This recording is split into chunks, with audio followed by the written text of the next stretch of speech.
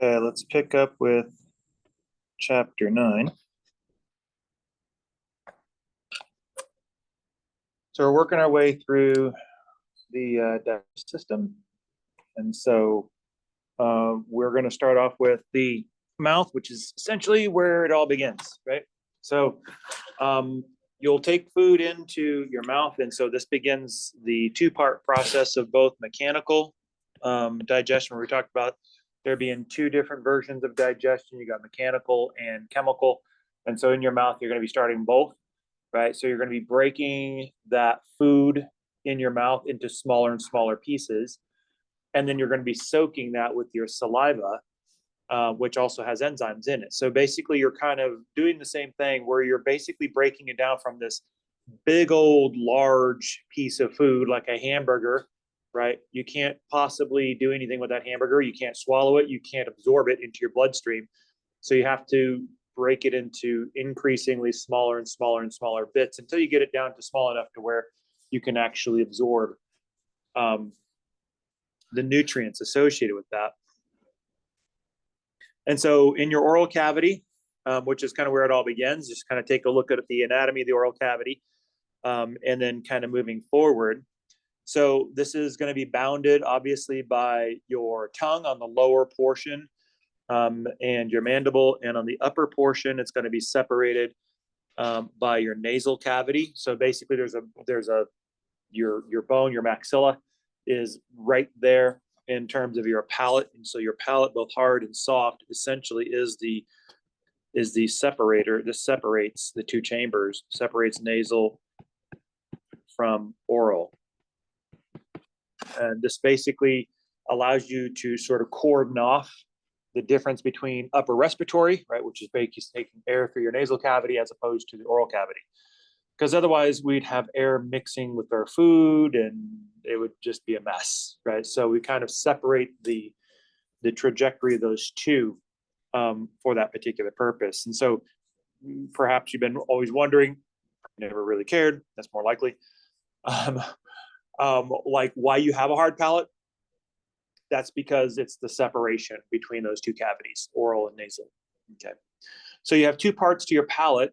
You have both hard palate and soft palate. So you can feel the hard palate. If you run your tongue on the roof of your mouth and you kind of pull it all the way back, you'll notice a little soft spot kind of falls off the end. The upper portion, the forward portion, is the hard palate. That's the maxilla. And so that's actually bone. And then the soft portion is basically where that maxilla ends. There's actually a couple of skull bones there, not just maxilla, it's maxilla and palatine as well. But that ends, the bony piece ends, but then you have kind of more of like a little bit of a soft tissue membrane. That's your soft palate.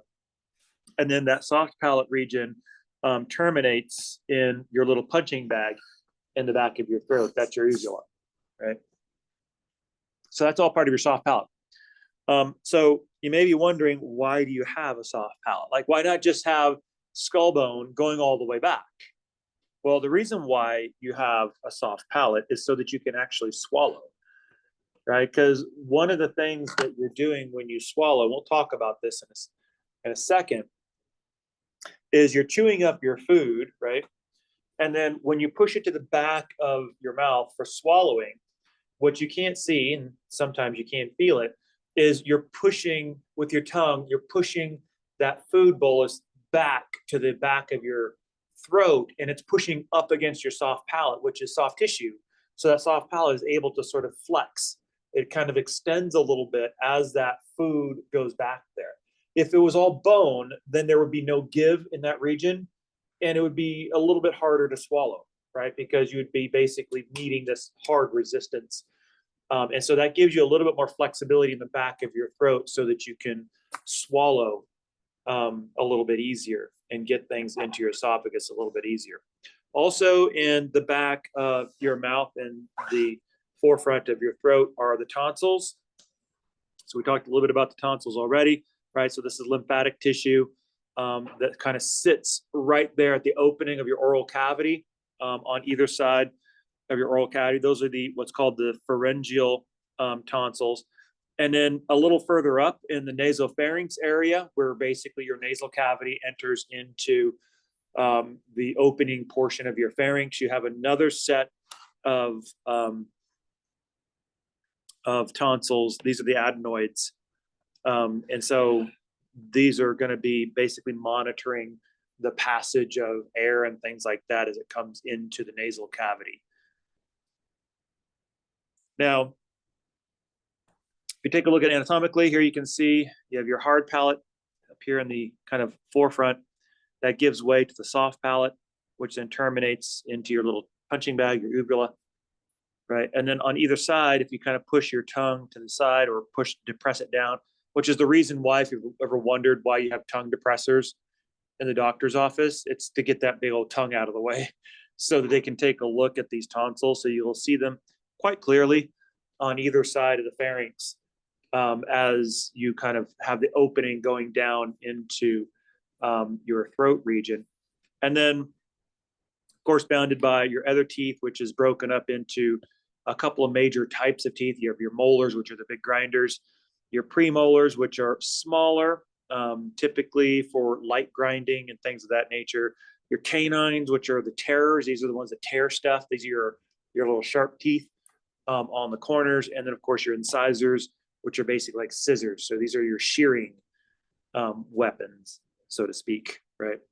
So those are the main types of teeth. Now, when you have your oral cavity, one of the things we haven't talked about yet that's important, right? So those are all components of your mechanical digestion. Obviously, your teeth are a big piece of that, right? So essentially chopping up your food into smaller and smaller pieces. But on the chemical side of things, what you have is your salivary glands, and you have several different types of salivary glands. They're obviously secreting saliva, and in saliva, you basically have a mixture of fluids. Water basically is in your saliva, as well as mucus.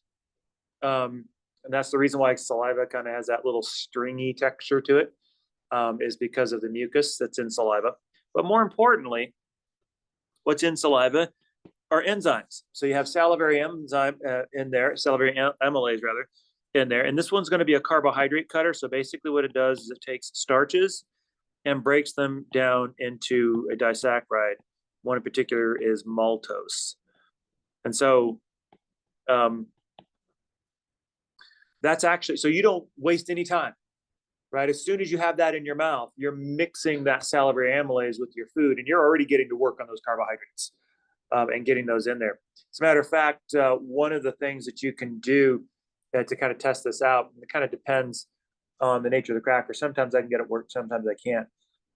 It also determines it's determined by how sensitive you are in terms of your ability to taste these certain tastes. But if you take like a cracker or something like that, which is starchy, typically starches don't have a taste to them. We don't have a flavor to them, basically.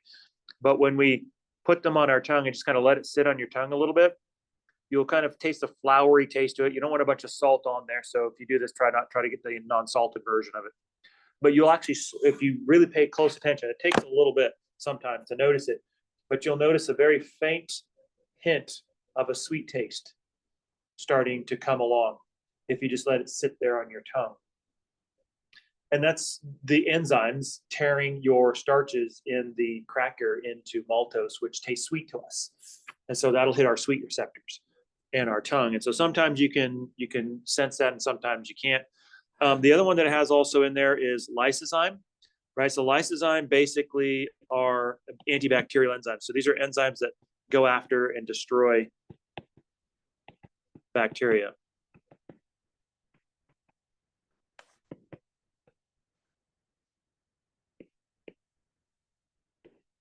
So basically, if you notice, you don't spend any time, or waste any time rather, attacking the bad guys. Remember, you're taking the outside world and you're putting it into your mouth. So you have no clue what's on that food, right? So if there's a little bit of bacteria on there, your lysozymes are going to start going on the attack, right? Because you've got some sort of foreign object coming into your body now. And so it's time to get your immune system up and running. Of course, we can't talk about the oral cavity without talking about the biggest muscle in the oral cavity, which is the tongue, which has a couple of different purposes. First of all, it's one of its purposes, and big purpose, is mechanical breakdown, right? So basically, as you are chewing, you'll notice that you're using your tongue a lot. Now, your tongue doesn't it's not like you lash the food with your tongue and just beat on it or anything like that. But we oftentimes will use our food to position what we're chewing in the right place so that we can get a good grind on it, right? That's the dominant thing that your tongue will do, that basically manipulation of food as it's in your mouth. So as you're chewing on something, you'll use your tongue to kind of push it so that it gets right underneath those molars. You're also using your cheek the same way. So you use your cheek and your tongue in kind of a similar form. So sometimes when you're chewing, you'll kind of use your cheek, kind of like cinch down on your cheek muscles to kind of keep food from squirting out laterally and getting out from underneath your teeth. And then on the inside, you'll use your tongue to kind of press it and put it underneath the molars. And then that gives you a really good grind. So you're positioning the food under your molars so you can get a good chew on this.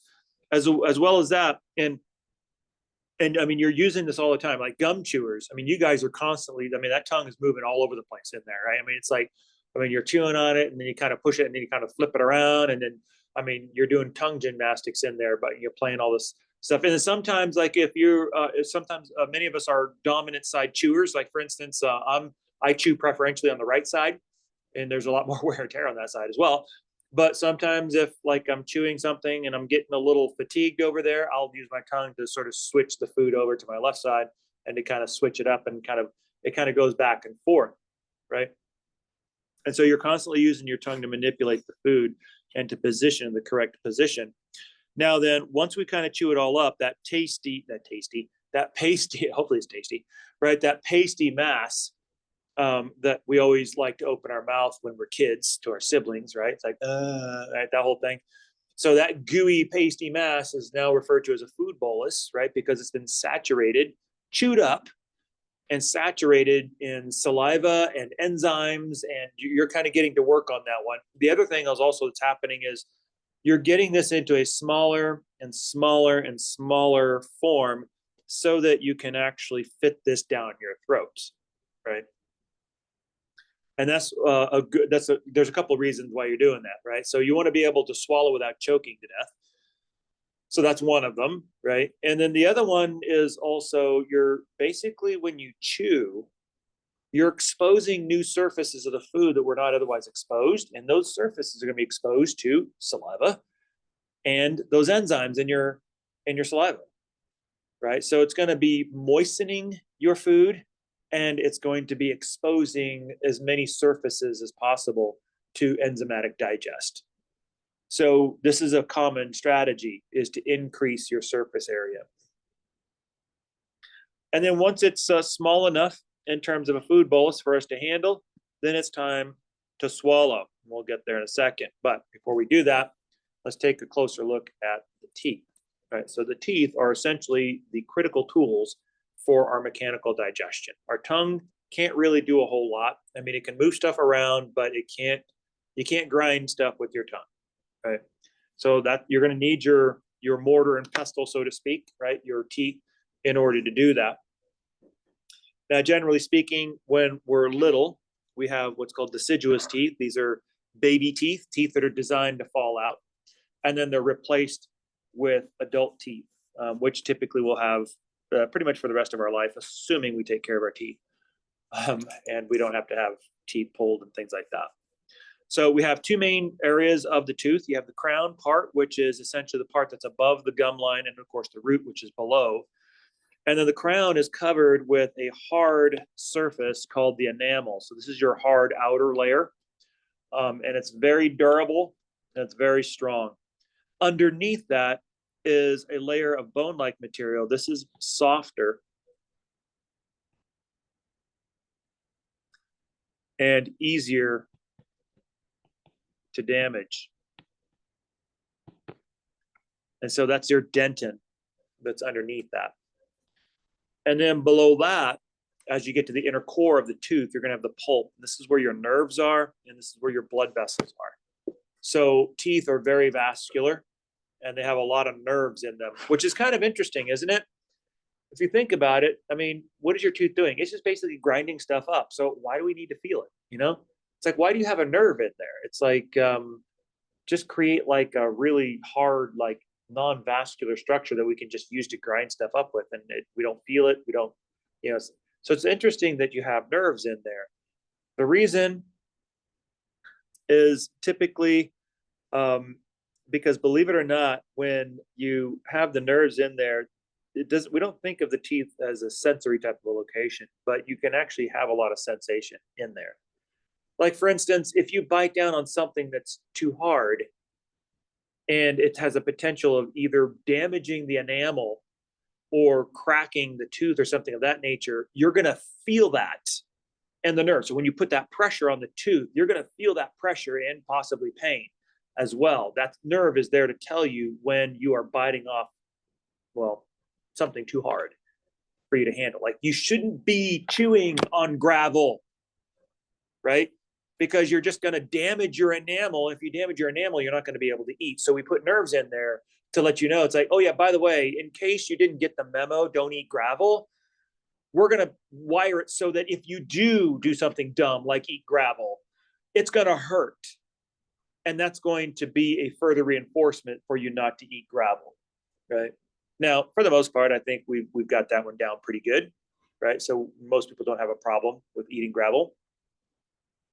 But we're not just talking about people here, right? Because we're also talking about other animals. I mean, if you think about it, dogs, I mean, they eat all kinds of stuff that you shouldn't be putting in your mouth, right? They do eat rocks, right? So if we eat rocks, then we're going to have our nerves telling us this is a bad idea, okay? And of course, if you've got nerves in there, which are living tissue, you're also going to have a blood supply in there to offer them nutrients and oxygen so that they can live. And then you have your periodontal membranes, which are essentially both the anchorage to the tooth and the coverage at the gum line, anchoring your tooth there. So this is what it looks like. So at the very surface, that's the white part that you see typically that you brush and you floss, hopefully, is going to be your enamel. Underneath that is your dentin, your relatively softer dentin. Now, sometimes if you get gum erosion where your gums start to recede, then you'll start to expose some of that dentin. If you happen to be like a coffee drinker or a tea drinker, that's easy to stain. So your teeth stain a lot easier. And it's actually pretty common as you get older. A lot of times, even if it's not like a gum disease thing, you do get gum recession as you get older. And so you do get a little bit of dentin showing through. It is more painful. So a lot of times, especially when you take a look at folks who, as they get older, they start to struggle more with sensitivity, like hot, cold sensitivity, things like that. And so they have to start using anti-sensitive toothpaste and things like that to kind of help reduce that. Well, a lot of times that extra sensitivity is coming from the dentin, right? Because you feel that a bit more because there's nothing to keep that cold from radiating through the dentin and then hitting those nerves, and then you feel it, okay? And then underneath the dentin, you're going to have the pulp, which is the vascular region. So you can see you got lots of vasculature there, lots of nerves in there. And then ultimately that pulp or those roots, those blood vessels and those nerves will tether to the blood vessels that are actually embedded into your jawbone itself.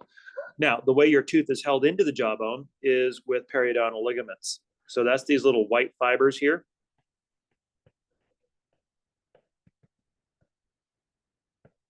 So these periodontal ligaments basically will tether to the dentin and the enamel. So it's kind of like an extension of the enamel that goes around that essentially tethers that root to the actual jawbone itself. So if you ever have an extraction and you hear kind of the sound, almost sounds like a ripping washcloth in your head, that's basically those periodontal ligaments that are breaking as they extract the tooth. Okay. And so that's basically what's holding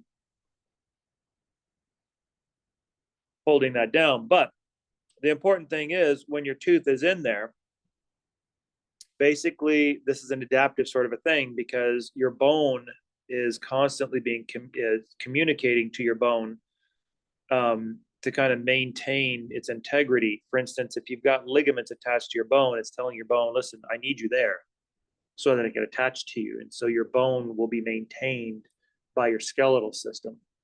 Now, what happens if you happen to lose the tooth? Well, typically, if you lose a tooth, you want to go to the dentist because you want to get a fix for that early. Because if you don't, what happens is those ligaments are no longer there. to communicate to the bone that it needs to be maintained, and you start to get bone loss in your jaw. And it starts to become progressively more and more difficult to fix the problem, because like even with implants, for instance, you can't even do that because there's no more jawbone left to actually put an implant into, because the bone's like looking around like, okay, so I don't have any teeth to hang on to. So guess what? I guess I don't need to be here, right? So just go ahead and break me down, degrade me, and use me somewhere else. So if I don't have a job to do, then I'm going somewhere else. And that's kind of what happens. That's the reason why when you lose teeth, you don't just want to leave it open. You want to go to the dentist and try to figure out a good strategy to have that tooth replaced and how to maintain that jawbone density. Otherwise, it's just going to start to erode. And that could start to affect neighboring teeth that haven't fallen out yet, right? And so that's oftentimes, once your teeth start coming out, usually it's like a domino effect. It starts to weaken adjacent teeth because they're right there close to each other. And so if you start to get compromises in your teeth, it oftentimes will take down other teeth next to it.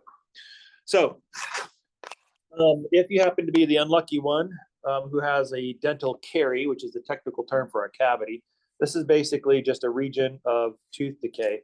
Typically speaking, when you get a cavity, what's happening is, generally speaking, it's bacteria, not necessarily the sugar itself, but it's a bacteria which will take the sugar, they'll metabolize it, and they produce acids. And the acids have an effect of eroding away the enamel.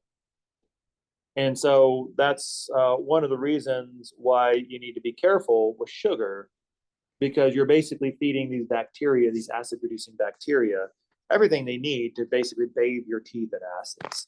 Okay. And that'll erode your teeth away. And eventually, if it gets deep enough, it'll go to the dentin. Now, the dentin, by the way, by the time you get to the dentin, you're not putting up much of a fight at that point, because the dentin is not really structurally rigged to defend itself against decay, right? So the enamel, yes. The dentin, no. So once you start getting the dentin, the decay will quicken. And then if you start to get down to the pulp, then you're going to start to feel it. Okay. So some of you may have had cavities and you didn't know you had cavities because it didn't get down to the pulp. Some of you may have had cavities where it's like, oh, wow, that really hurts. That's because that cavity went down to the pulp. And now that nerve is starting to pick up on that, and it's starting to tell you, hey, listen, you got a cavity. So you need to be careful with your teeth. Take care of your teeth, because this is how you eat. Gingivitis, on the other hand, is inflammation of the gums. So basically, this will give you red and bleeding gums if you have periodontal disease. And then the periodontitis essentially can lead to the loss of bone and the loosening of the teeth. So basically, the teeth will kind of start to fall. This is one of the reasons. These are the three primary things that when you go to a dentist's office, whether you're doing it just for a cleaning or if you're going there for an exam, these are the three things they're always on the lookout for, right? They're always checking you, even when they're cleaning, they're checking you to see if you've picked up any new cavities, you got any started. If you have any kind of inflammation, gingivitis happening. So they want to make sure they get ahead on that one, because nothing good happens when your gums start to degrade. It'll be incredibly painful at some point. And then, of course, periodontitis, where you're basically losing bone. So they want to make sure they catch all of those, because all of these, if you catch them early enough, are easily fixed. If you just neglect them, and this is usually what happens, then you're going to be running into some serious, serious problems. And by the way, by the time you wait until it hurts enough to go fix, it's usually going to hurt you on a lot more levels than just pain in your mouth. It's going to hurt you in your pocketbook too, right? So waiting and neglecting this is only going to be much, much more expensive to do. And you're going to get to the point where you're going to be in a corner and you don't have a choice. You can't run from it anymore. You have to go in and get it fixed, and it's going to be expensive, but you have to do it. That's one of the things, like, I'm not so great about going to the doctor, but I'm really good about going to the dentist, right? So because, well, I like drinking coffee, and it's not an option for me not to drink coffee. They always tell me that, your teeth wouldn't be so stained if you didn't drink coffee. It's like, yeah, but what would be the point of being alive? I mean, seriously, right? I mean, so, I don't ask tea drinkers to stop drinking tea. I always like to do it sometimes as well, so I'm like worse, right? So it's not going to happen. But I do go religiously every 6 months, make sure that my teeth are okay. And if there's any sign of trouble, it's like, let's get it fixed.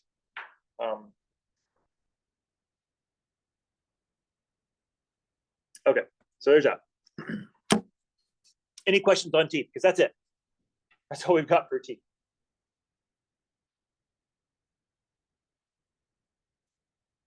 Oh, good question. How about root canal or crowns? What are those? Surprised that's actually not in here. I should probably add that in there. So a crown, basically, simply what a crown is a cap that you put on the tooth, and you seal the tooth off, so it's no longer exposed to all those acids that you eat. And you eat a lot of acids. I mean, we drink coffee, we drink tea, we drink lemonade. A lot of our foods are acidic. So there's a lot of acids in your mouth, all constantly going after your teeth. Okay. That's beside the fact that if you happen to crunch a lot, you're a kind of a molar grinder, you're also creating a lot of wear and tear on your molars, right? So your molars get sort of smoothed off as you get older.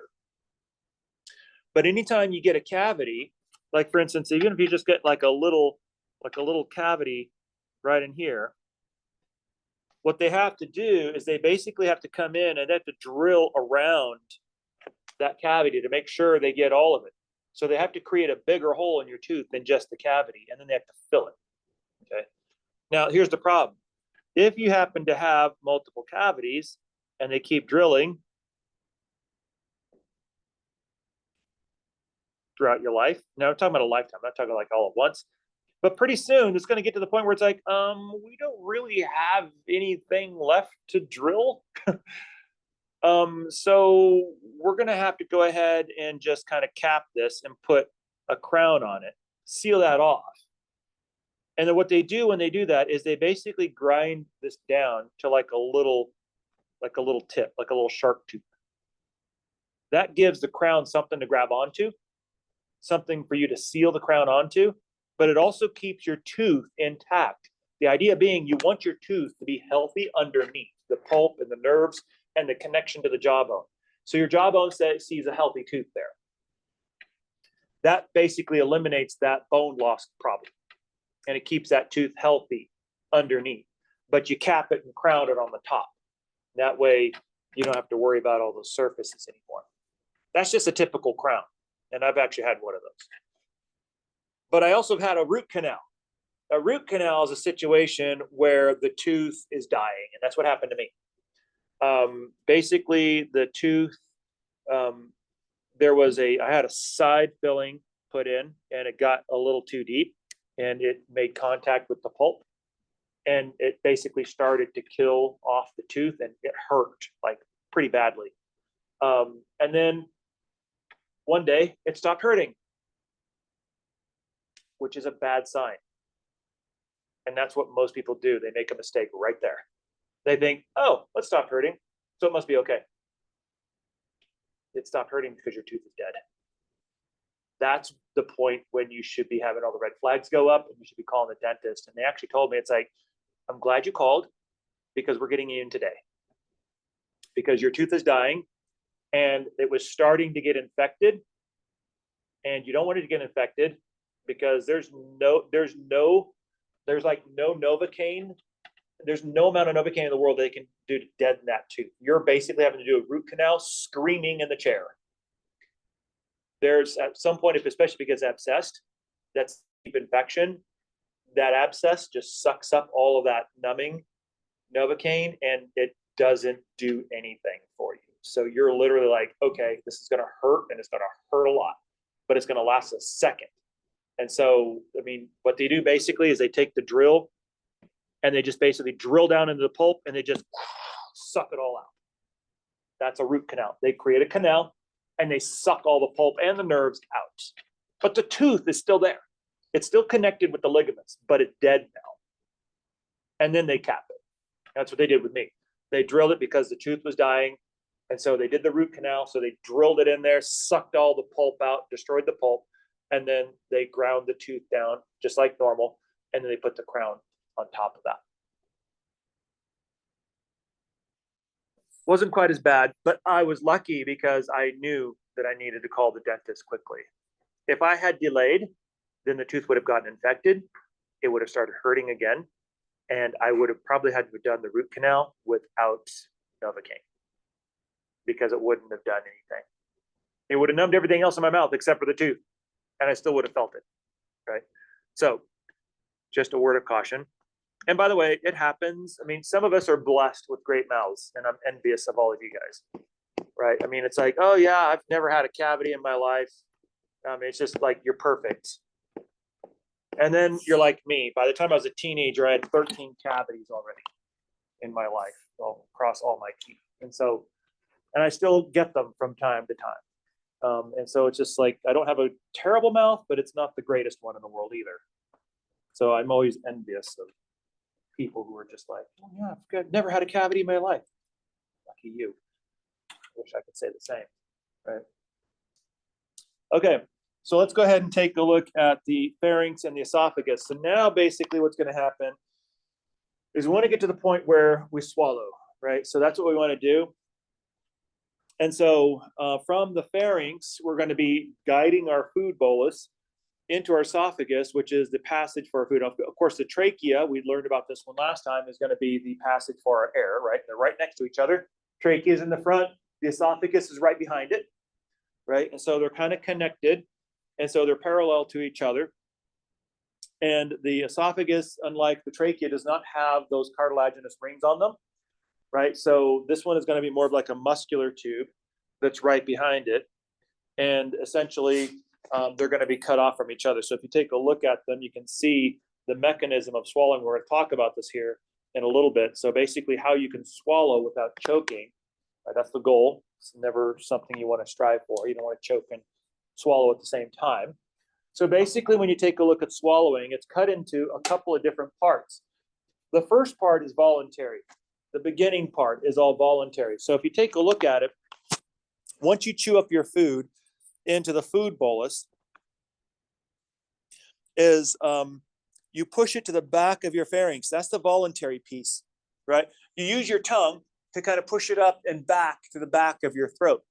Once it gets back to the back of your throat, right around your gag line, you're going to hit your involuntary reflex. At this particular point, you no longer have any control over it. We've all done this before, haven't we? Where we kind of accidentally sort of move a piece of food or something like that a little too far in the back of our throat, and then all of a sudden it's going down. And we're like, whoa, wait, I wasn't ready for that yet, right? And it's kind of like we've got this big old thing kind of going down, and then we're like kind of trying to swallow that thing down. Okay, sorry for the visual there, but right. So that was, we've all done that. And so once it's on the voluntary track, it's gone, right? So we don't have control of that one anymore. So the idea is we move it back because we want to move it back, right? Not because we're forced to, but because we're making a decision. It's like, okay, I think I can swallow this. I can handle this. So I'm going to take it back. I'm going to push it back there, and it'll kick in. Now, once we actually push it to the back, what happens is we move the soft palate up.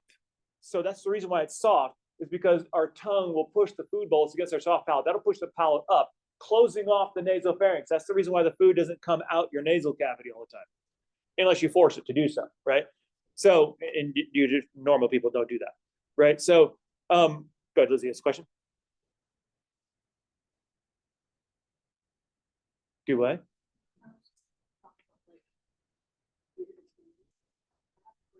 For swallowing? Mm-hmm.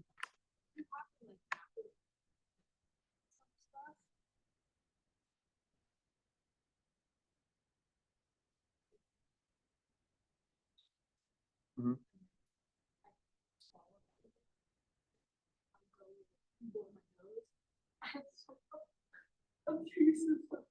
Yeah. Yeah, no, it happens. Yeah. And like I looked at it, I was like, what the fuck? Yeah. Yeah, that's because it's like once you kind of it like passes through, but if there's like residue left in there, right? If there's like a little bit left in there, then everything else opens up, right? Because it's passed through. So if you go and blow your nose like closely right after it, then I mean, you can blow that, right? And that's kind of what happens, like when you get the blowing milk out of your nose thing, when I make you laugh right at the right time, or the wrong time, depending how you look at it, right? So that's what's happening, is the milk's going down, but it doesn't go all the way down. And so when you laugh, it's like you blow it back the other way, and it goes through the nasal cavity, right? And so that happens quite often, actually. But normally, the food bolus pushes against that, closing off the nasal cavity, and then that gives it an open esophagus to basically go down. And then the next stopping point, which is the reason why it's soft, right? Because it closes all that off. And then the next stopping point is to get it into the esophagus and not in the trachea, and it's the epiglottis that will do that trick, right? So basically, as the food bolus moves down, it's going to land on top of the epiglottis, and that's going to bend over, right? Because the epiglottis is actually made out of elastic cartilage. Another region of elastic cartilage that you have in your body is your ears. So the same kind of elasticity, that crumple ability, the ability to crumple up your ear and then let it go, and it'll just basically readopt itself. That's the same thing as your epiglottis. So you can easily bend it. The weight of the food will bend that epiglottis. It'll cover up the trachea so you don't inhale the food. And then it only leaves open the passageway of your esophagus. So it basically goes down your esophagus, and it protects you from inhaling the food. And this is kind of what it looks like. So when you take a look at it, you can see, here's your tongue. You can see how big your tongue is. It actually is an enormous muscle for the relative size of the rest of your head muscles. And so what you're going to do is your tongue is going to push against your hard palate. So when you swallow, you push against your hard palate, and you kind of push it, you kind of pinch it backwards. So you kind of push, cinch it from the hard palate. That closes off the food going forward back out of your mouth. And then you kind of use the pinch in the front, and you kind of squeeze it in the back with the back of your tongue. So your tongue kind of rolls it back like that, and then pushes it against the soft palate. The uvula portion, the soft palate, will rise up and close off. So here you can see how you push off the pharynx at this particular point. So now the food bolus is going to the back of the throat, and it's going to land on top of this epiglottis. So here you can see the epiglottis is open. So here you can breathe. You can still breathe right there. This is the reason why we can chew and breathe at the same time, right? So we can have something in our mouth and chew. It's not until we push it to the back that then all of a sudden this food bolus will land on top of our epiglottis, bending it over, closing off our trachea, only leaving the esophagus as the only viable forward pathway at that particular point. Now then, once it's in the esophagus, it's going to be going down the esophagus with a muscular pattern of contraction called peristalsis, right? Which, if you take a look at peristalsis, it's a lot like squeezing a toothpaste tube, right? So in this particular case, you can see your esophagus is contracting right here, and this is going to force the food bolus forward. But what happens is, in order to continue it to move forward, you're going to contract the next segment of muscles, but you're going to close off the backward direction. This basically means that it's always going to be moving forward. So you kind of have this sort of rhythmic wave of contraction that slowly moves that food bolus forward. So basically kind of like you're contracting, and then you contract, and then contract, and then contract, and then contract. So it's like squeezing a tube of toothpaste, right? A big, long tube of toothpaste in one direction. And then eventually it's going to enter into the stomach, which is our next stopping point for the digestive system. So peristalsis is this sort of rhythmic wave of contractions that will push food, not just through your esophagus, it also pushes it through your small intestines and your large intestines as well. Okay, so peristalsis is all throughout your GI tract. Now, you cordon off the different regions of your GI tract with sphincters, right? So we talked a little bit about sphincters before, right? Those precapillary sphincters that we saw in capillaries, those little circular muscles that basically surround an opening. And so when they constrict, when they contract, they constrict the opening. And when they relax, they open up the opening. And so you have sphincters that are associated with cordoning off the different regions of your digestive system as well. So for instance, closing off your esophagus from your stomach is your lower esophageal sphincter, your cardiac sphincter. And so the food bolus pushes its way through the sphincter. The sphincter relaxes, allows the food bolus to come into the stomach, and then it tightens back up again. Now, what happens if the system fails? So what's happening is the sphincter, its job is to close off the stomach from access to the esophagus. The only time you open is when you are delivering a food bolus from the esophagus to the stomach. So what happens then if there's a failure of the sphincter? Well, the failure of the sphincter is better known as heartburn. The reason why you have a sphincter there is because in your stomach, you're full of hydrochloric acid. That's part of your digestive strategy, right? It is basically to tear up that tissue that you just ate, that food that you just ate. You have acid, which will degrade that tissue, help it to kind of break itself down a little bit so it makes it a little easier to digest. But the problem is the stomach is protected from that acid. That's the way it's organized or structured. But the esophagus is not. So in order to protect your esophagus from stomach acid, you have the sphincter closing it off so that you don't get acid into your esophagus. When you do, you feel it. And it feels like heartburn. Basically, it's right where your sphincter is, which is kind of like right here in the upper portion of your chest, which is the reason why they call it heartburn.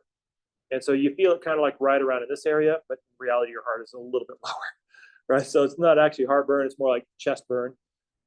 But that's basically what you're feeling. You're feeling the acid squirting through or leaking through the sphincter and actually making contact with your esophagus, and it hurts because your esophagus is not designed to defend itself against this acid. Okay. So what about other types of muscular events like vomiting, for instance, right? Which is oftentimes very reflexive. Well, vomiting is not really peristaltic, right? Peristalsis you can think of as more like gentle rhythmic waves, right? That's the way you can think of peristalsis. However, vomiting is pretty violent, right? I mean, the one thing I hate about vomiting, not only the fact that it's disgusting, but I hate the feeling of not being able to control my body, right? I mean, like when I'm vomiting, it's like my body has been taken over by something and I can't control it, right? Because it's a powerful reflex. And so in this situation, what's happening is you are contracting your abdominal muscles and your diaphragm. And it's basically just everything is squeezing on your stomach like that. And it's just like your entire thoracic cavity just like pulsing, like grabbing on your stomach and just squeezing as hard as you can. And then of course it's ejecting everything out, right? This is one of the reasons why if you happen to have like a run of vomiting, like when you get to the dry heave point, it's like you start to get tired, right? I mean, it's like, oh my gosh, I don't think I can vomit anymore. I mean, my muscles are hurting, right? Because it's like my abdominal muscles are aching because of the contraction. And I mean, it's like it's hurting. And it's like at some point you're just like, it's like you're crying because it's like, oh my gosh, it's like I can't stop. And it's like it hurts, right? It's painful. And that's kind of what happens. So I'm sure that was pleasant. I'm sure you guys enjoyed that. You're welcome. But anyway, but that's basically what's happening. Now, of course, when you get to vomiting, there's a lot going on there, right? You don't just vomit for kicks and grins, hopefully. But there's usually your body responding to something, right? So oftentimes it's a reflexive sort of a thing. And it's usually your body trying to clear out the contents of your stomach because there's something going on there. Okay. And you can vomit for different reasons. Obviously, if you eat something bad, then your system is like, whoa, what in the world did you just eat? Right? And then you just vomit it out. Dogs are notorious for this, right? I mean, their strategy is not to be picky about what they eat. Their strategy is to eat whatever comes across their way. And then if they don't like it, then they'll just hack it up, right? That's kind of the way they look at it. So, they're vomiting all the time. And that's just kind of the way they do things. We, on the other hand, prefer to, be a little more selective about what we put in our body first. That way we don't have to vomit all the time.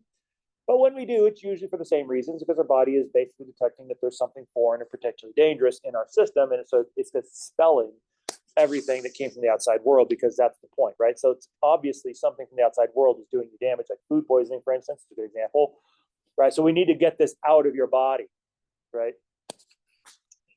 Also, you can vomit as well from just irritation, right? So One of the things I hate most, there's a few things that I hate the most, just body wise, is vomiting. I'll do anything to keep from vomiting. I hate it that much. And as a matter of fact, like when I get a fever, right? People are like, "Oh, you got to break the fever, right? You got to keep yourself cool." Right? You see the old shows where they got some poor, 19th century guy in a steel tub of ice, right? And they're like trying to break that fever. And I mean, I understand that that's probably the smart thing to do. I don't do that though. Instead of being, a fever breaker, I tend to bundle up to keep myself from shivering. Now, what that means is my fever gets higher, which is not a good strategy. Don't do as I do, right? Kind of a thing. But the reason is because if I shiver, which is what happens when you start getting a fever, you start shaking, that starts to irritate your stomach, and then you'll vomit. And that's one thing I don't like to do. So like when I start to get to the fever point where I start to shiver, I just bundle up. Yeah, my fever goes out the ceiling. I get pretty delusional. I forget my own name. But I'll do that before I let myself vomit. So that's why one of the reasons why drinking has never been an attraction to me, because I'm like, okay, great. So you drink to where you vomit. What? Like, what did you accomplish there? Right? I mean, that doesn't look interesting to me at all. And so I was, yeah. Anyway, I'll move on. Mostly because I'm traumatizing myself at this point. So we're in the stomach now, right? And so the stomach has a couple of major types of functions. So we always associate the stomach with storage of food, right? So it's storing food, and that's true.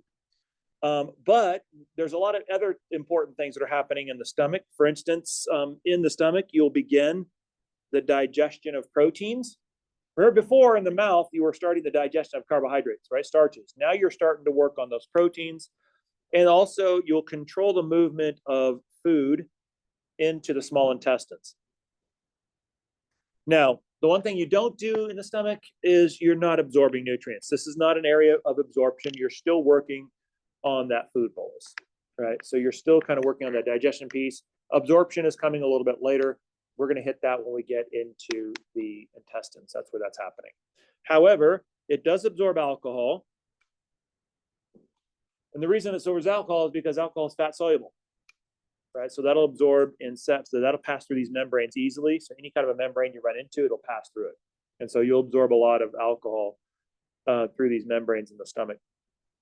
Now, the muscular layer of the stomach, remember we said we had those 4 layers, right? The mucosa, the submucosa, the muscularis, and the serosa. So the muscular layer of the stomach has not 2 layers of muscle, but 3, right? Because all throughout the GI tract, you have your 2 layers. You have your longitudinal muscles, which run the length of the tube, and your circular muscles, which run the circumference of the tube, right? But now you have those 2 plus a 3rd layer, which is the oblique. So it kind of runs diagonal in the grain of the tube itself. So in the stomach, you have both circular, longitudinal, and the oblique layer. So you have an extra layer of musculature. Why? Because a lot of what you're doing is still very physical. There's still a lot of mechanical digestion going on.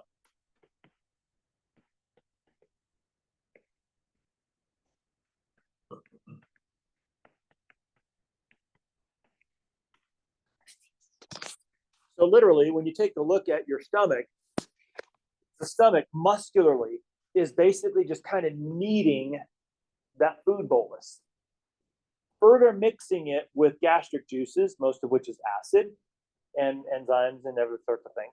But basically, the stomach is churning and kind of grabbing onto it, sort of like kneading that bolus. Now, that bolus, because it's getting further mixed with gastric juices, and it's continually being kneaded by the stomach. That's where that powerful muscular, extra muscular layers are coming from. That's what they're doing. They're contracting and they're kind of squeezing on that food bolus.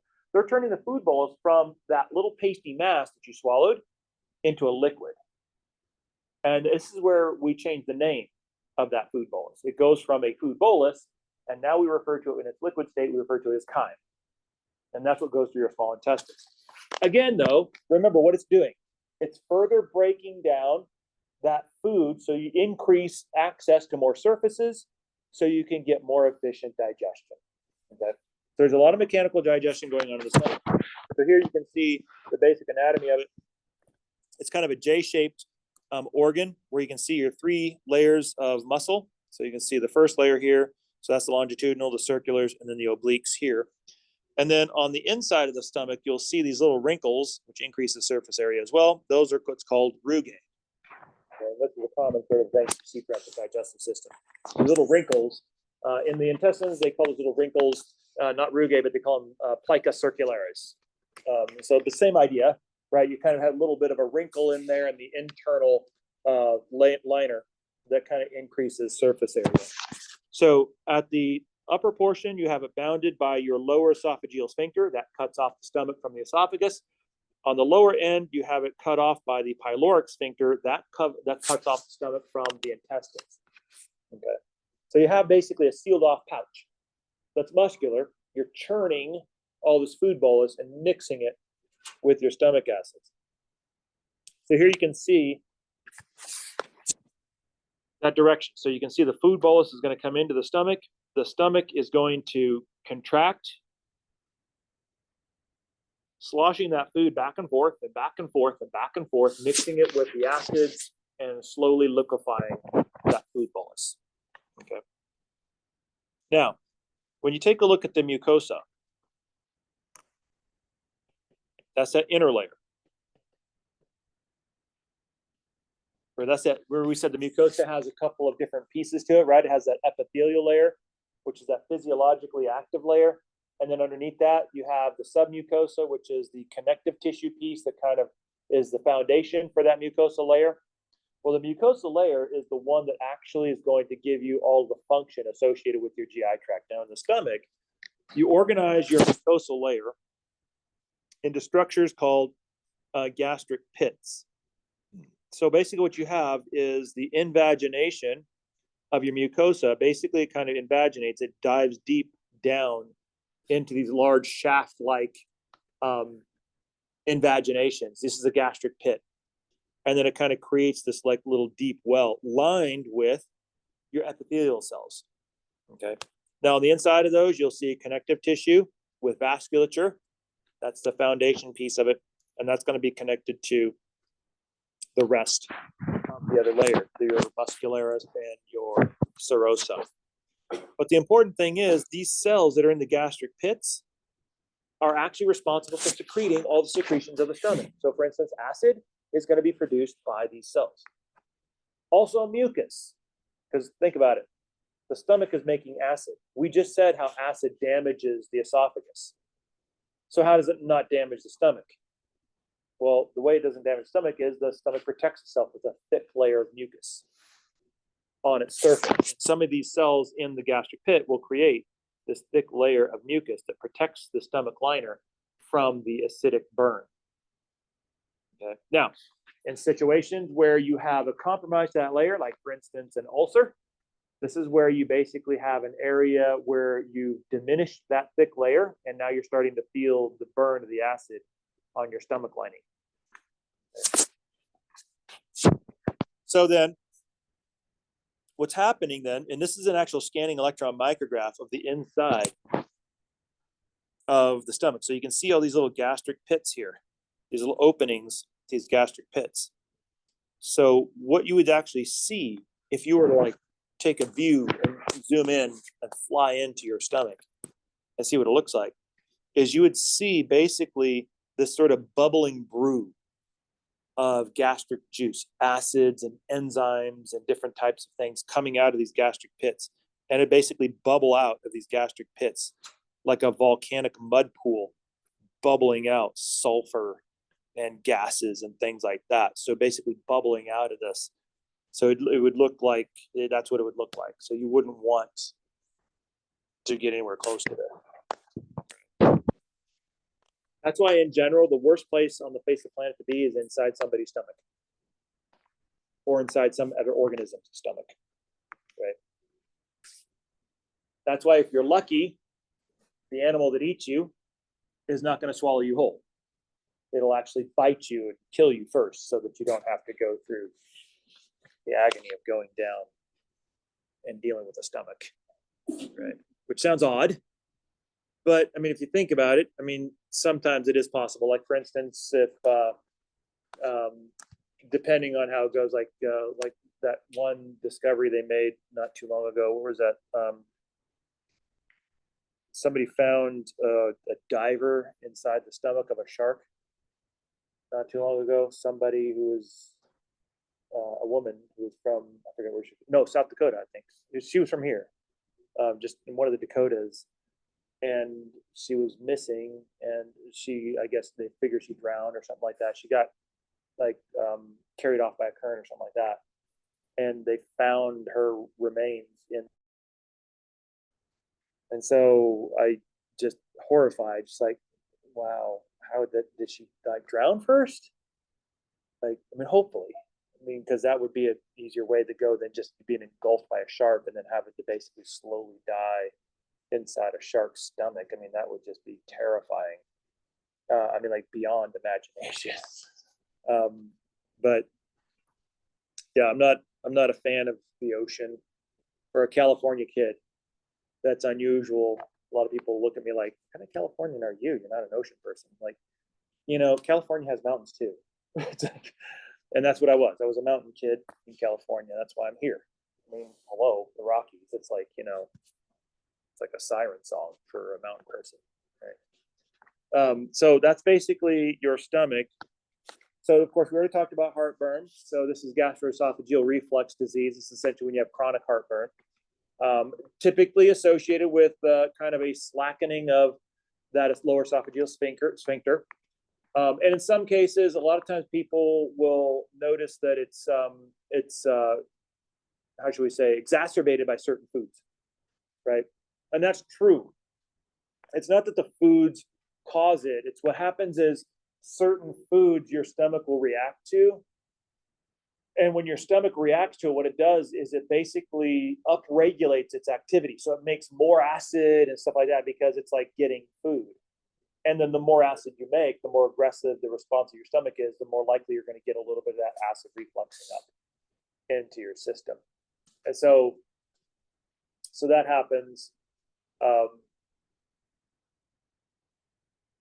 unfortunately. But that's kind of where all your antacids come in, right? So antacids basically are designed to be neutralizers, so they help neutralize stomach acid and kind of calm down the storm a little bit. Okay. The one thing that does not work, however, is milk. It may feel good and creamy going down, but it's actually making the system worse because the milk proteins and the milk fats is basically telling your stomach, food time, it's eating time, upregulate all your acid production, which makes it actually worse. So it may feel smooth going down, but as soon as it passes, you're actually making the stomach more active, which is the reason why they have antacids, because you're actually neutralizing that acid. Now, generally speaking, I know you're probably thinking, oh, wait a minute, I don't have this. Well, usually if you're younger, you shouldn't. It's usually something that you often, not always, but often will adopt as you get older.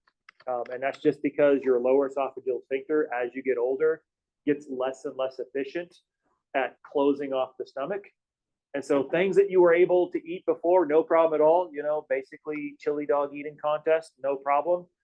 As you get older, because your lower esophageal sphincter is a little less efficient at keeping everything closed off, you eat that chili dog, all of a sudden now you're getting a little bit of reflux, right? And that's just because of just the general pattern in aging of physiological systems getting less and less efficient, right? That's just the way that is, unfortunately. Okay, so we talked a little bit about rugae already. So those are those little folds that are inside the internal lining of the stomach itself, and that the mucosa is organized in these invaginations, these gastric pits. And these gastric pits will basically form and possess these gastric glands, which are essentially extensions of the gastric pit. So if you take a look, and I'll see if they actually have a good view here. This is a good view. So if you take a look at this particular pit here, I'll highlight this one. So you can see how this pit basically has an invagination. It goes down in there, but you can see how it almost looks like a little bit of this pit kind of popped off. That's a gastric gland. So this guy right here is a gastric gland. It's kind of like a lava lamp, basically when a little piece of that little lava lamp kind of breaks off of the main piece and then kind of like separates out on its own. But those cells in that little gastric gland are still secreting acid and enzymes. So they're still doing their thing. And so you have a lot of these dependent, it's different in different regions of your stomach itself.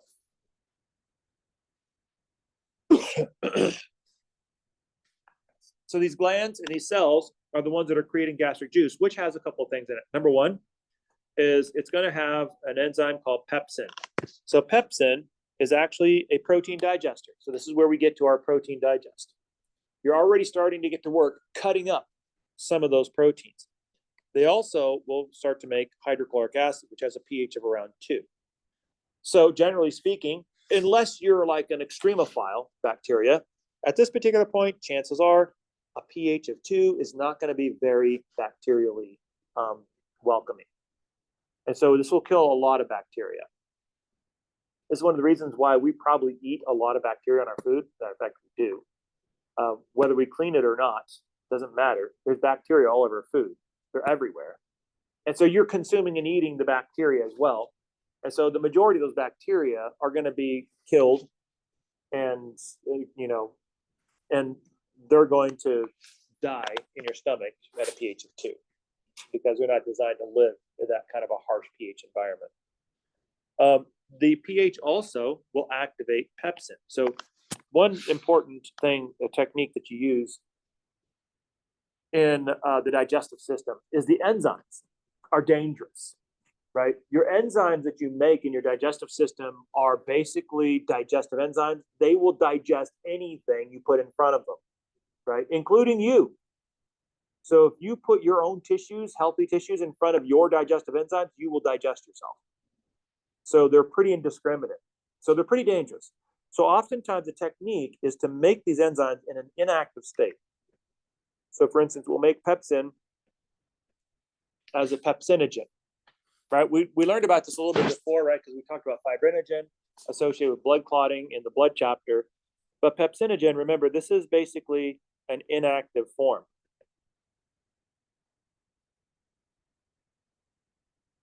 And so what we have to do is we have to turn this into its active form, pepsin, only when the protein is present. What does that? The pH. So the pH will activate this pepsinogen into pepsin, and then the pepsin will go after these proteins and start tearing them apart. Okay. But with proteins, there's a lot of work to do. So you need more than just this one enzyme to digest your proteins. You're only just getting it started. And then the third big thing is mucus, right? So the mucus basically will protect the stomach lining.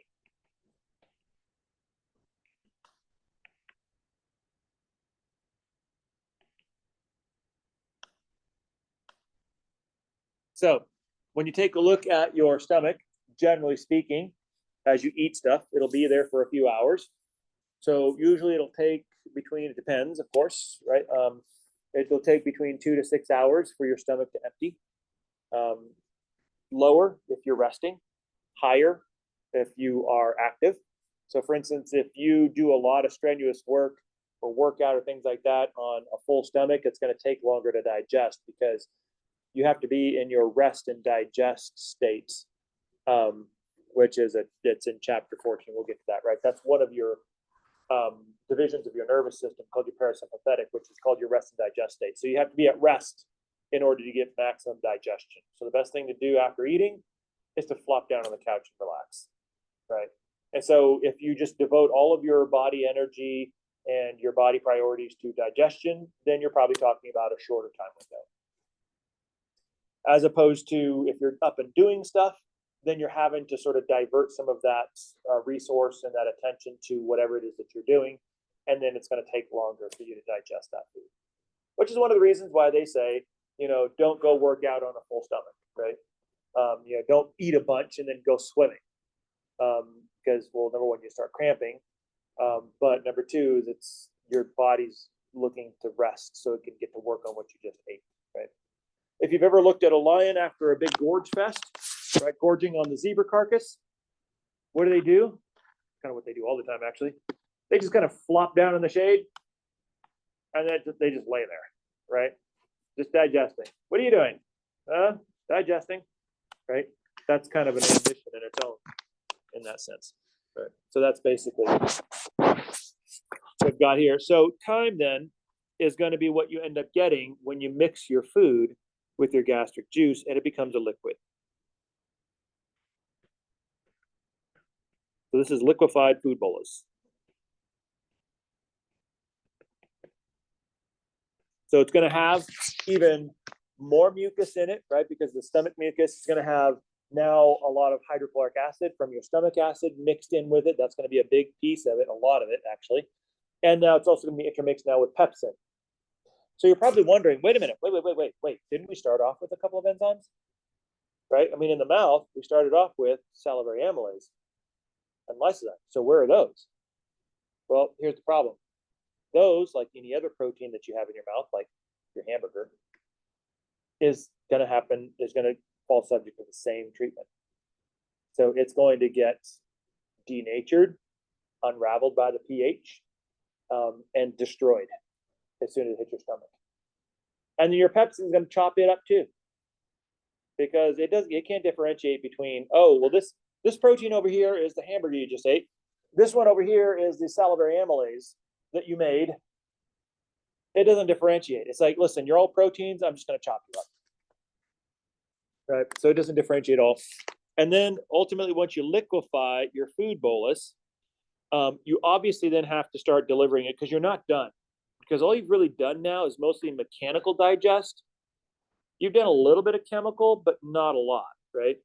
So you need to get serious now, that you've got it mechanically broken down into the easiest structure you can get to, a liquid.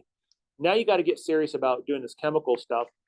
And so that's where you're going to start to move it into the small intestines as little shots or squirts of chyme going into your small intestines, and you're going to shoot that through the pyloric sphincter. But you're going to shoot that through the pyloric sphincter in a very purposeful type of a pattern. So you're not just going to like open up the pyloric sphincter and then whoosh, in goes all of your stomach contents. It doesn't work like that. That your stomach is storing most of it. And so what it does is it basically just kind of squirts just a little bit of chyme into the small intestines. The small intestines will work on that, break it down completely, absorb as much of it as possible. And then when it's done with that, it's like, okay, give me another squirt of chyme. And then so you're taking that little bits at a time into the small intestine, okay, until eventually the stomach is empty. So then that leads us to our next stopping point, right? The small intestine, which is broken up into three main sections. The first portion of the small intestine is the duodenum, which is the one that's connected to the pyloric sphincter.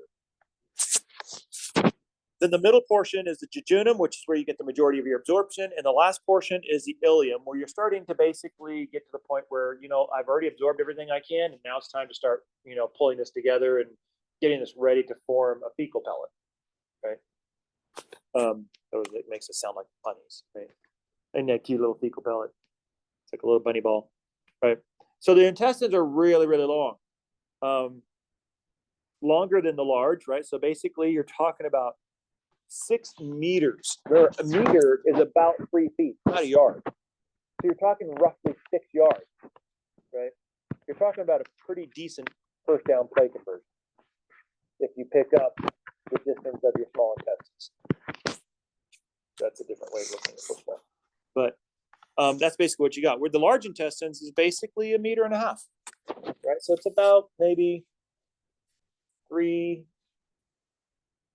5-ish or so yards, give or take, right around there.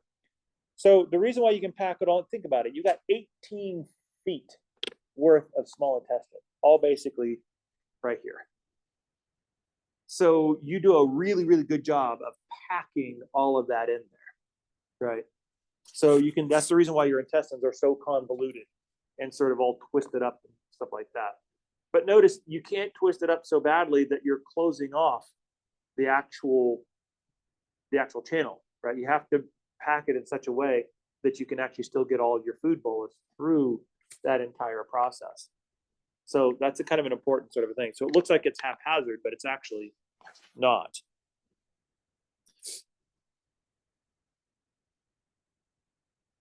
Okay, so at this particular point, and we're going to be taking a look at sort of what happens in the duodenum, the beginning piece of it.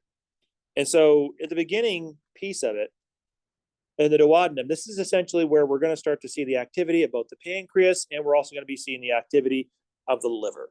Remember, we said that those were two accessory organs of the digestive system. And so we're going to be taking a look at those. So the pancreas, its job is to secrete more digestive enzymes and to inject those into the duodenum, which is that first portion of the small intestine. At this particular point, what we've done is we basically denatured that carbohydrate cutter that we had in our mouth. So we still have a lot of carbohydrates to work with. Pepsin, which is only one protein cutter, can't do the whole job, right? There's a lot of protein. We tend to eat a lot of protein. And there's a lot of work to be done on proteins. So this is only the beginning. It's like the tip of the iceberg when it comes to chemical digestion. So once you enter into the duodenum, you have to really get serious about chemical digestion. So the pancreas is creating all these digestive enzymes, which are going to do the heavy lifting of all this chemical digestion. It's going to inject that into the small intestines. And along with that is going to come bile as well, which is made in the liver, stored in the gallbladder, and then it basically will inject along with the pancreatic juices into the duodenum. So you have two different secretions coming into the duodenum. You have pancreatic juices, which is largely buffers that the pancreas uses mixed with digestive enzymes, as well as bile, which is coming from the liver. So those two are coming in. Now, what's the important thing of bile, right? We usually think of bile as a bad thing, right? Oh, you're vomiting up bile, right? That's usually a bad thing. Well, it is if you're vomiting up bile, but right. But bile is a good thing because bile, its job is to emulsify fat. What does that mean? Well, you've probably seen emulsifiers. Probably didn't know it. So here's an example of an emulsifier that you guys may or may not have seen. You may have seen it, may not have paid attention to it. Has anybody ever made a vinaigrette, like just a oil and vinegar type of a thing, at home on your own? What does it look like when you mix the oil and the vinegar together? Do they mix well? No. You see the vinegar layer on the bottom, right? The oil layer on the top. So what do? You shake it all up, right? It kind of mixes up for a little bit, but then what happens almost immediately? Yeah, so like if you're making a home vinaigrette and you're putting that on your salad, I mean, it's a trick, isn't it? You're like shaking it up. You got to pop the top. You got to throw it on there quick, right? Because if you don't, you're going to get a whole bunch of oil all over your salad.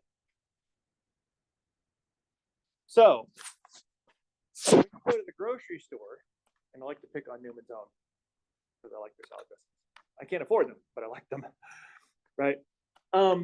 Do you see those nasty oil layers all over the place when you go take a look at the vinaigrette section? Not usually. They're already nicely mixed up. Why? Because they've got emulsifiers in those salad dressings. What does an emulsifier do? Basically, an emulsifier will essentially disperse fat droplets and make them smaller. So for instance, if you got a big old glob of fat, what an emulsifier will do is break this fat up into small little droplets that can then be embedded in water. So the important thing about bile is a couple of things. Number one is it has the ability to kind of inject itself into this oily layer with a hydrophilic head, making it able to dissolve in water. So it'll break up that big oil blob into small little bloblets and surround it with these little hydrophilic heads that allows it to be able to be in water. So if you look closely at those Newman's Own salad dressings, look very close, you'll see little itty bitty droplets of oil in there. It's still in there, but they're little itty bitty droplets. Because they've got emulsifiers, that's what it does. So your bile does the same thing. It'll emulsify the fats, putting them into these smaller and smaller droplets. And then that will allow your body to be able to better deal with these. Okay. And so ultimately then what it'll do is as it's dispersed, you'll be able to get more contact with your lipase, right, which is basically a lipid digester.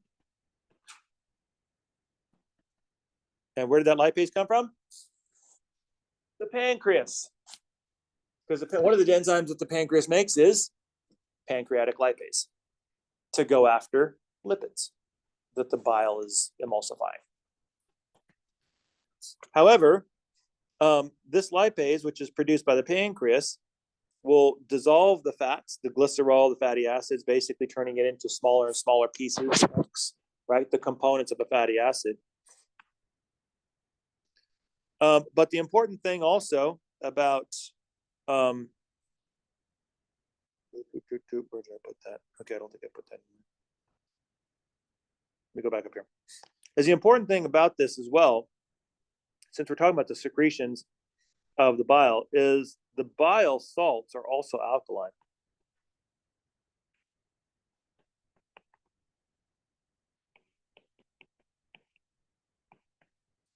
And not only that, but the pancreatic buffer is also alkaline. This is the fluid that the enzymes are suspended in, that the pancreas secretes. So the pancreatic secretion is an alkaline secretion, and bile is an alkaline secretion. Why would that be important? Because think about where the chyme came from. It just came from the stomach, didn't it? And the environment of the stomach is acidic at about a pH of 2. So if you don't do something about this, then it's going to hurt on the intestine side, just the same way it hurt on the esophagus side, because the intestines aren't protected from acid. So as soon as that chyme comes in, you get that injection of pancreatic juice and bile, which are both alkaline, and immediately they get to work at neutralizing the chyme, the acidic chyme.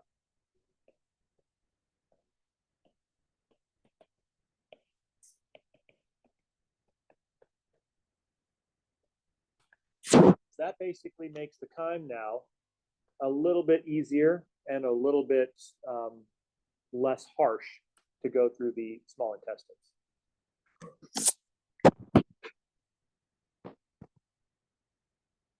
So there's a lot going on in the duodenum, right? You're basically filling it up with all of these digestive enzymes. You're filling it up with these alkaline buffers and bile that then neutralizes the chyme. And so there's a lot happening in the duodenum itself. So some of the enzymes that we talked about, we already talked about pancreatic lipase. That's being produced by the pancreas. By the way, we lost carbohydrate cutter, didn't we? Salivary amylase got torn up by the stomach, just like everybody else. But we still have more carbohydrates to deal with. So what do? We have to make a pancreatic carbohydrate cutter. So we have a source of pancreatic amylase that we create that will help us to reignite the digestion of carbohydrates. Not only that, but we have a whole host of protein cutters, proteolytic enzymes, all kinds of them. Because remember, cutting up protein is a big job, not just for one protein. You have an entire family of proteins whose job it is to cut up proteins in various patterns. Trypsin is one of those pancreatic enzymes that is a protein cutter. This is what we refer to as a protease, an enzyme that cuts up protein. And so this is a large family of proteins, and there's lots of different types of protein cutters. There's trypsin, there's chymotrypsin, there's all kinds of different types of protein digesting enzymes. And so they're going to work seriously now on the rest of this. And so pancreatic juice, which is alkaline because it contains sodium bicarbonate, right? This is basically baking soda.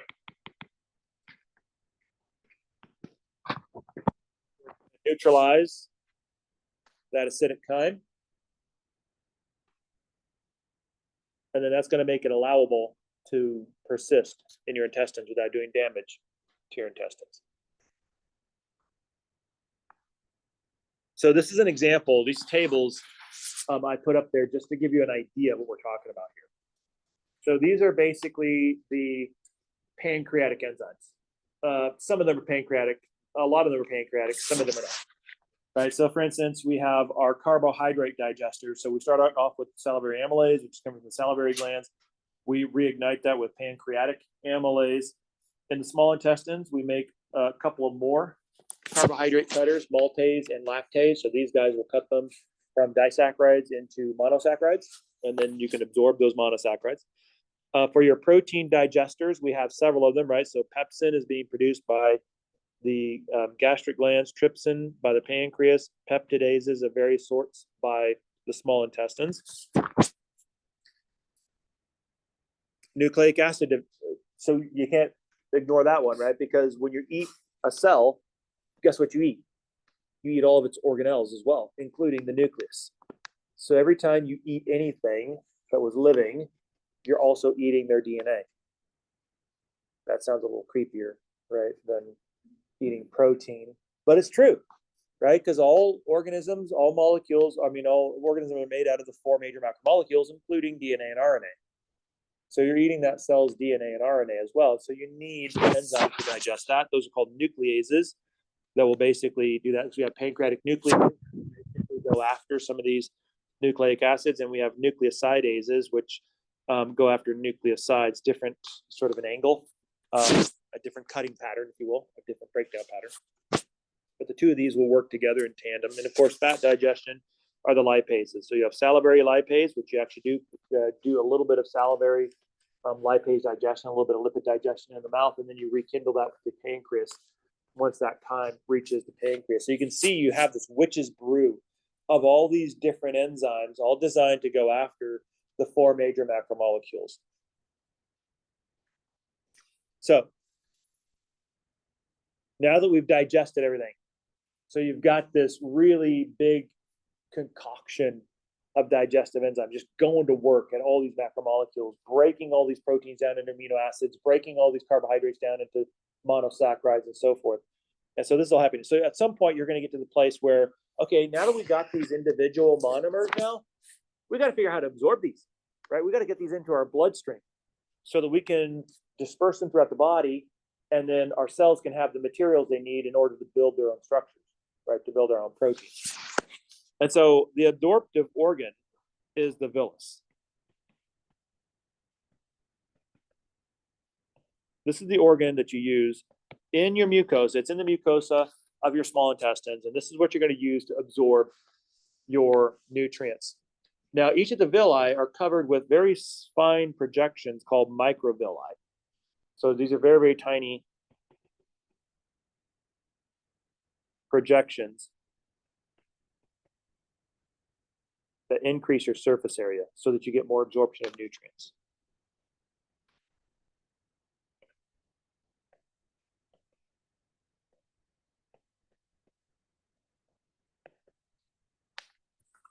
And as a result, when you take a look at it, it looks very, very fine, almost like a little fuzzy area, like peach fuzz on your skin. And so oftentimes we refer to it as a brush border because it looks like just like a little hair-like line of fuzz on the top of these cells. And within this brush border, kind of like, snakes in the tall grass, you have these what's called brush border enzymes that hide out here. And so what these guys will do is they'll do one last cut before you absorb it into your bloodstream. For instance, this is where a maltase hangs out. Right, maltase, the disaccharide maltose, and then right before it absorbs it, it'll cut the maltose into 2 glucoses and then absorb it into your bloodstream as glucose. So this kind of does that last, and then you absorb it into your bloodstream. This is what it looks like. So basically, if you kind of take a look at the intestines and you cut them open, you'll see your 4 layers, right? So here's your mucosa. This is your submucosa, and then here's your muscularis, and then your serosa. If you take a closer look, you'll see the submucosa basically pushes up into the mucosa, creating these finger-like projections. These are the villi. And then the villi basically have these extensions on them of their epithelium. So if you blow up one of these finger-like projections, this is what it looks like. So here you can see the columnar cells of the epithelium that are on the outside. Some of them are goblet cells making mucus, so lining this entire system with mucus. But on the inside, you'll see in the connective tissue, you've got these capillaries, which basically are lining the inside. That's where you're absorbing your nutrients into. And then this central shaft here is the lacteal. That's your lymph vessel that's absorbing your lipids. And so you have your absorptive vessels sitting right there. And then, of course, what happens is in the brush border, which do have a good one here. You can't really see it so well, but right on the edge of these epithelial cells, you'll see like a little, almost looks like a little like eyeliner. That's the brush border. That really, really fine, thin layer of microvilli to increase absorption, and that's where those enzymes are hiding. And so this is actually a real villus. So you can see you have your goblet cells here, those big white balls of mucus in them. So these are all your epithelial cells. On the inside, you can see this is where your capillary is going to be, where you're absorbing your nutrients and your lacteals. And this is a blow up of the microvilli.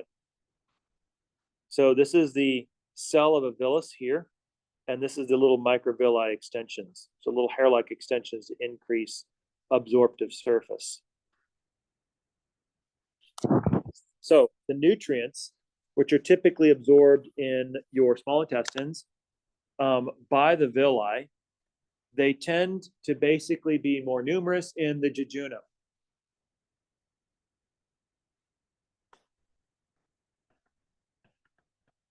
Now you do have some absorption in the duodenum, but there's more villi in the jejunum than in the duodenum. So you get to do the lion's share of your absorption in the jejunum.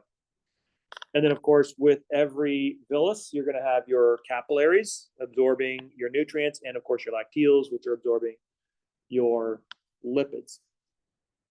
So you're going to be taking in things like your amino acids through your capillaries and your carbohydrates through your capillaries and things of that nature. And then your lipids aren't going to just directly go into the lacteals. They're going to be carried by a protein-like structure called a chylomicron, which is like a lipid shuttle that will grab on to the lipids and then basically move them into the lacteals, right? So you kind of don't let the fats just freely go where they want. They're always chaperoned or shepherded by some sort of a protein whose job it is to shuttle them or to shepherd them from one place to another. In this case, the chylomicrons will grab onto the lipids and then move them into the lacteals. And so ultimately they are absorbed and then they're moved on. So this is kind of what it looks like. So here you can see you've got a carbohydrate, which is basically being cut up by pancreatic amylase into maltoses. So the maltase, which is a brush border enzyme, will cut that maltose into glucose, and that'll go directly into the capillary. For proteins, you can see you have different types of protein cutters, which will cut these proteins into smaller and smaller and smaller pieces, where you get these little peptide chunks, 2, 3, 4 little peptides, amino acids in a row.